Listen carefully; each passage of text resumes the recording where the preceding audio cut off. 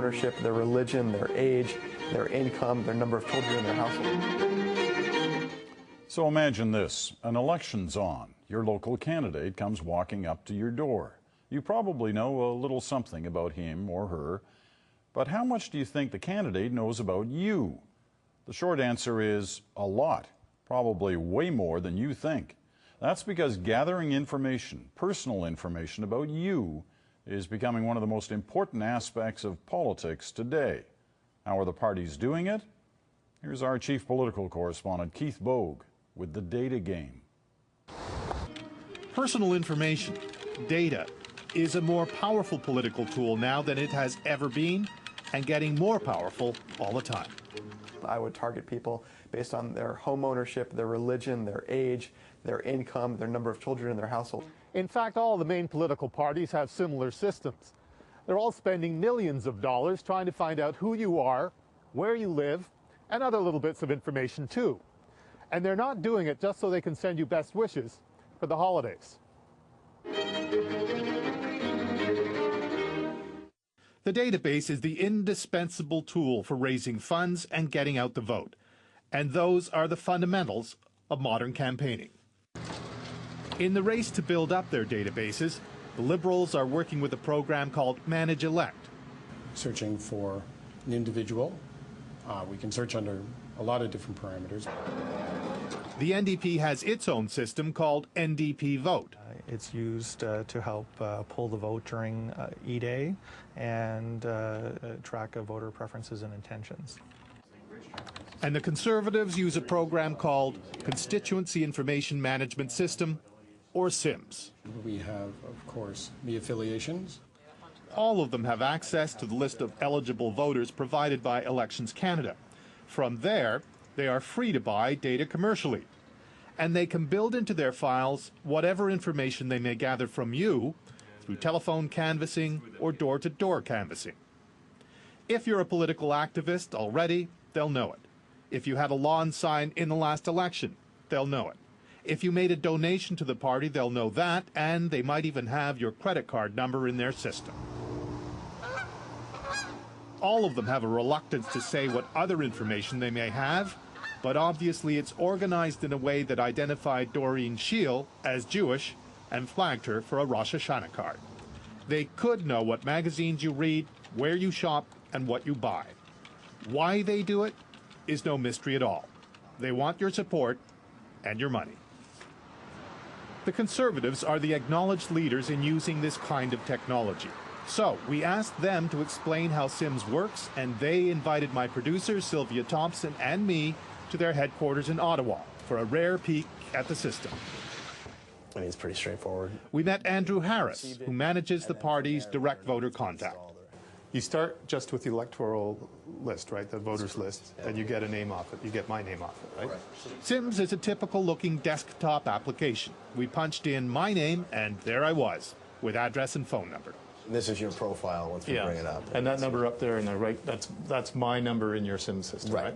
So you don't really know that much else about me in this one. We have had little communications with you. The CIMS file on my producer Sylvia was a little more interesting. It included this sad face, which symbolizes that she's been a non-supporter with a grade of -6. Apparently during the 2006 campaign, a phone canvasser called her during supper, and the conversation ended quickly and badly. You're undecided, you're just a deadpan face.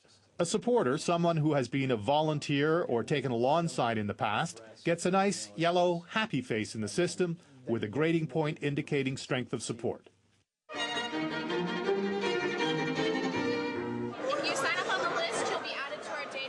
U.S. politics has been the incubator for so much of this. If I had been president, databases have been an essential campaign tool for years. Voters' personal information is available like any commodity.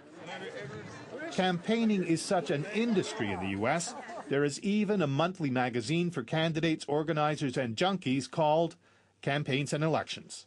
The publisher, Jordan Lieberman, says the increasing depth and sophistication of computer databases has had a transforming effect on politics. We are now in a world where people running for office know exactly not only what people believe, but where they come from, their religion, what magazines they subscribe to, how many kids are in the house, where they work, where they've donated, everything. And the result is that messages are so tailored. Pieces of direct mail now go to thousands rather than millions, and with different messages. And it is in some ways Orwellian. Right. There is something about that people don't like, says law professor and privacy expert Michael Geist. Sometimes people have a hard time articulating precisely why they're uncomfortable with how their information has been used, or in some instances misused, but they are uncomfortable with it. But what can they do about it? Maybe not much. Political parties have a unique legal identity. They are neither commercial entities nor government entities. So it's not entirely clear what obligations they have to protect your privacy. Political parties fall in this little gray zone where some of the activity may be commercial, but much of it is not. And where it's non-commercial activity, even to the point of being basic fundraising has been viewed as non-commercial, where you've got a non-commercial entity, a non-profit entity like a political party. The private sector law doesn't clearly apply, nor does the government privacy law. You've got this gray zone where perhaps there are no protections.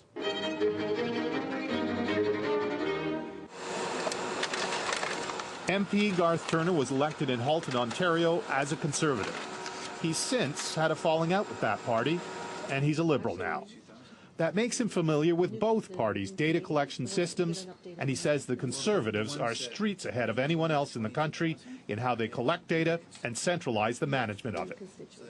So you go to the door, you get the information, you come back here, you swipe the barcode, and it's instantly in Ottawa at party headquarters? Yeah, it's a shared database. So anything that goes in from this end, from the riding end, from a candidate or an elected person, can be seen by the party and used by the party. In a nanosecond, information collected door to door in the riding is winging its way through cyberspace to party headquarters at 130 Albert Street in Ottawa and into the SIMS database. All of a sudden, you might just get a phone call from Conservative fundraiser. So it becomes useful for them to harvest that data, and unbeknownst to a lot of people who just had some candidate show up at their door. Those are real numbers, right? Right, those are currently. How useful? SIMS is a large part of the reason why the Conservatives are galloping ahead of the other parties in fundraising. SIMS helps them to know whom to ask for a donation and whom to ignore. That both cuts their costs and increases their revenue. The donations are small, but there are a lot of them.